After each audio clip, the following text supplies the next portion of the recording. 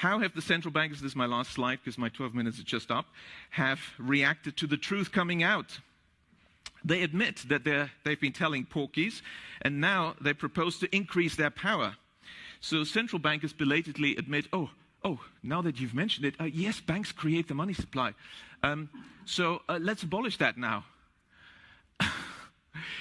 And also, by the way, let's abolish cash. So what should we do? Well, introduce digital cyber currency that central banks issue and control, and thereby gain total control over all economic transactions, decisions, and the whole lot you've just heard from the CEO of the GDI. So the greatest concentration of central banking power in history is really the bid they're aiming at. That's the central bank's goal. And, of course, digital accounts of dissenters and regime critics could be switched off. It'd be very difficult to even purchase necessities.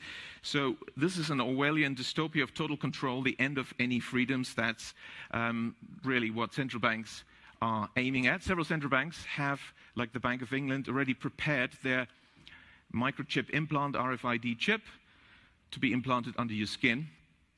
And why is the sudden discussion about universal basic income from all the grassroots and inverted commas movements and billionaires? Oh, universal basic income is the bribe for you to accept the microchip.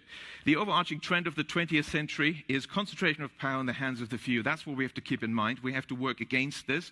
We don't want to have these unaccountable central planners making decisions. We need decentralization, and the solution, therefore, is to maintain public money in the hands of local community banks, decentralize decision-making, give local people the power in the form of local public banks and local not-for-profit community banks. As I walked in, I was delighted to see that the Gottlieb Duttweiler Institute is also about Genossenschaften, cooperatives, and of course, the majority of banks in Germany are cooperative banks, and that's really what we need. So